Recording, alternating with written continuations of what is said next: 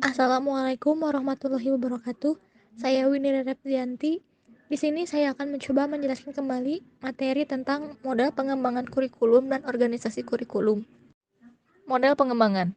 Model adalah acuan atau ragam dari sesuatu yang akan dibuat atau dihasilkan. Model pengembangan kurikulum adalah langkah atau prosedur sistematis dalam proses penyusunan kurikulum. Pengertian ini senada dengan pengertian model sebagai acuan untuk mengembangkan kurikulum. Model pengembangan kurikulum dibagi menjadi tiga, yaitu mendesain, menerapkan, dan mengevaluasi. Model-model pengembangan kurikulum. Model pengembangan kurikulum merupakan suatu alternatif prosedur dalam rangka mendesain atau designing, menerapkan atau implementation, dan mengevaluasi atau evaluation suatu kurikulum. Oleh karena itu, model pengembangan kurikulum harus dapat menggambarkan suatu proses sistem perencanaan pembelajaran yang dapat memenuhi berbagai kebutuhan dan standar keberhasilan dalam pendidikan. Dan organisasi kurikulum dibagi menjadi 5, yaitu ruang lingkup, urutan bahan, kontinuitas, keseimbangan, dan keterpaduan. Ada beberapa jenis model pengembangan kurikulum, yaitu yang pertama, model Rapp-Taylor, model administratif, model grassroots, model demonstratif, model Miller-Seller, model Taba, dan model Beckham. Beberapa tahap menurut Tiller. Yang pertama, menentukan tujuan pendidikan. Yang kedua, menentukan proses pembelajaran. Yang ketiga, menentukan organisasi pengalaman belajar. Dan yang keempat, menentukan evaluasi pembelajaran. Model administratif. Yang pertama, ide awal dan pelaksanaan atas pembuatan kurikulum dimulai dari pejabat tingkat atas. Yang kedua, membentuk suatu tim pelaksana atau komisi untuk mengembangkan kurikulum. Yang ketiga, menyusun kurikulum secara operasional. Yang keempat, mengajukan model kurikulum kepada tim pengarah untuk diperiksa dan diperbaiki. Yang kelima, pelaksanaan uji coba. Dan yang keenam, monitoring dan evaluasi. Model grassroots. Model pengembangan kurikulum yang dimulai dari arus bawah dan lebih demokratis. Adapun hal-hal yang harus diperhatikan, yaitu pertama, guru harus memiliki kemampuan yang profesional. Yang kedua, guru harus terlibat penuh dalam perbaikan kurikulum, penyelesaian permasalahan kurikulum.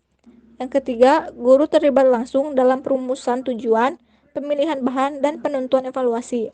Dan yang keempat, seringnya pertemuan kelompok dalam pembahasan kurikulum yang akan berdampak terhadap pemahaman guru dan menghasilkan konsensus tujuan, prinsip, maupun rencana-rencana. Model demonstrasi. Model ini adalah model pengembangan kurikulum yang datangnya dari bawah. Semula adalah upaya inovasi kurikulum dalam skala kecil yang selanjutnya digunakan dalam skala yang lebih luas. Menurut Smith, Stanley, dan Sores, ada dua bentuk model pengembangan ini.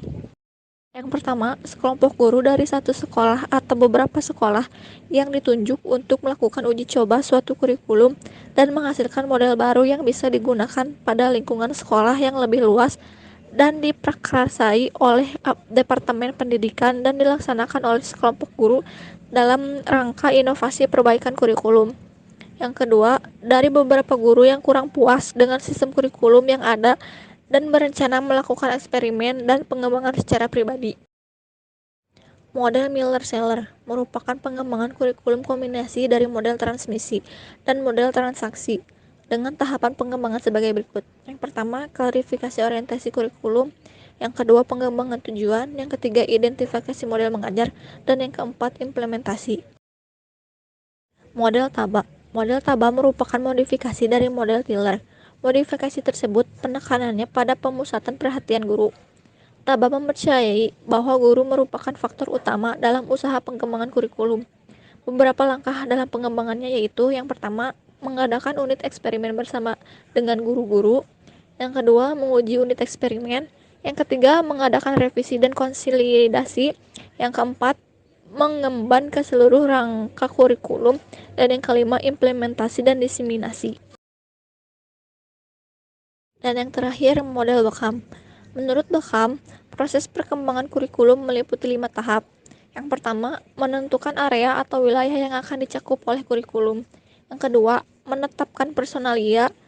Yang ketiga, organisasi dan prosedur pengembangan kurikulum. Yang keempat, implementasi kurikulum. Dan yang kelima, evaluasi kurikulum. Organisasi kurikulum merupakan pola susunan sajian kurikulum yang bertujuan untuk mempermudah siswa dalam mempelajari bahan pelajaran serta mempermudah siswa dalam melakukan kegiatan belajar sehingga tujuan pelajaran dapat dicapai secara efektif. Organisasi kurikulum. Organisasi kurikulum berdasarkan mata pelajaran atau subjek kurikulum. Yang pertama, Sparad subjek kurikulum. Yang kedua, correlate kurikulum. Yang ketiga, broad-field kurikulum. Yang keempat, integrate kurikulum.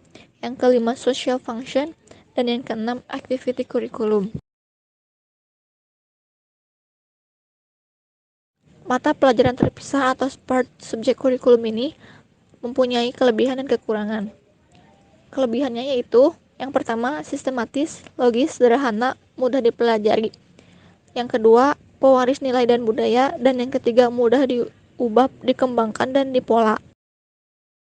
Kekurangannya yaitu mata pelajaran tidak berhubung, tidak bersifat aktual, tidak berdasarkan pada kebutuhan masyarakat, dan bakat dan minat kurang diperhatikan kekurangan. Mata pelajaran terhubung atau correlate curriculum. Kelebihannya yaitu materi pelajaran terhubung walau hanya sebatas mata pelajaran tertentu, memberikan wawasan yang lebih luas, dan menambah minat siswa mempelajari mata pelajaran yang terkolerasi. Kekurangannya yaitu kurang sistematis dan kurang mendalam. Bahan pelajaran terlampau abstrak karena prinsip penggabungan belum dipahami, dan kurang memperhatikan kebutuhan dan bakat siswa. Fungsi mata pelajaran. Kelebihannya yaitu mata pelajaran akan semakin dirasakan atau digunakan sehingga memungkinkan penggadaan mata pelajaran yang kaya akan pengertian dan meningkatkan prinsip dasar generalisasi. Kekurangannya yaitu hanya memberikan pengetahuan secara sketsa, abstrak, kurang logis dari suatu mata pelajaran. Integrate kurikulum. Kelebihannya yaitu pemecahan masalah secara komprehensif, memperhatikan bakat minat, potensi, dan praktek demokrasi. Adapun kekurangannya yaitu memerlukan kesiapan guru, tidak disusun secara logis, tidak bersifat sederhana, perbedaan kemampuan yang dicapai, biaya, waktu, tenaga banyak. Beberapa bentuk organisasi kurikulum. Yang pertama, kurikulum inti. Kurikulum ini selalu menggunakan bahan-bahan dari berbagai mata pelajaran atau disiplin ilmu guna menjawab atau menyelesaikan permasalahan yang dihadapi atau yang dipelajari siswa. Yang kedua, social function dan persistent situation. Kurikulum ini didasarkan atas analisis kegiatan-kegiatan manusia dalam masyarakat. Yang pertama, pengembangan individu manusia yang meliputi kesehatan intelektual, moral, dan keindahan. Yang kedua, perkembangan partisipasi sosial yang meliputi hubungan antara pribadi dan kelompok. Dan yang ketiga, perkembangan menghadapi lingkungan yang meliputi tentang alamiah, teknologi, dan ekonomi. Yang ketiga, experience atau activity kurikulum.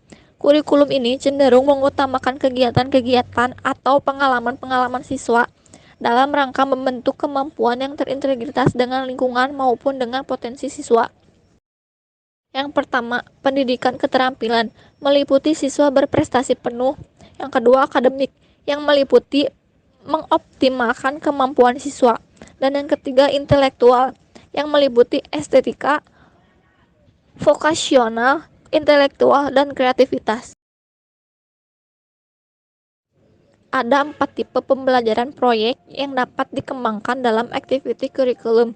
Di antaranya yaitu yang pertama, construction on creative project. Yang kedua, appreciation on enjoyment project. Yang ketiga, the problem project. Dan yang keempat, the drill or specific project. Cukup sekian dari saya. Mohon maaf bila ada kesalahan. Wassalamualaikum warahmatullahi wabarakatuh.